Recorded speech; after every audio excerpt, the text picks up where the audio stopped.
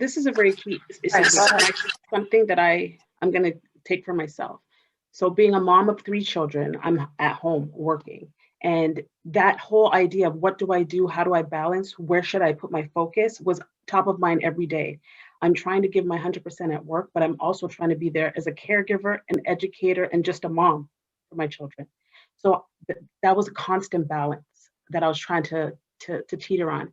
And through IBM has made it so that there's a flexible work environment that's already in place. That was in place prior to the pandemic. It's been in place for years, but this is just allows you the flexibility to work around your schedule and provide, is it care or is it work?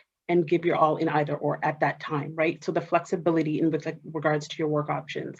And then we also have to shift a mindset, focus on the outcomes and not the time spent working. Am I able to provide the deliverable?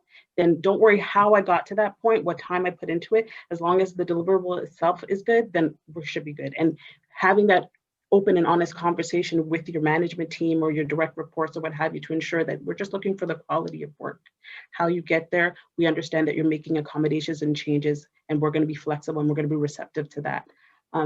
There's also options for leave, like the corporate has to be able to give you time to go. We know this is not the 2020 and 2021 that we expected. So even at IBM, they extended this 2-week leave that you could take it within the year to go ahead if you need to manage time with your family, if you have elder care, if it's just time to breathe, because this is definitely not a situation we've ever been prepared for.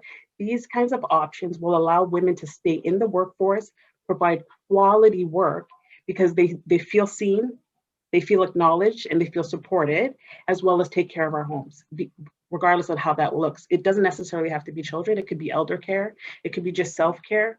And then also providing other assistance. So be it counseling, be it accessible daycare, be it services for in-care, so having somebody come into your home and sit with the children. So those kinds of options, those being available, all lend itself to helping the women stay in the workforce. That's the best way we can ensure that we're working towards not having long-term effects of this. How do we keep the women in the workforce? How do we support them in doing their jobs? How do we provide them the option to excel? And then of course, feel that they've given their all. So I think some of those techniques, if we can get those outside mainstream, I know a lot of companies already do it, will do just that.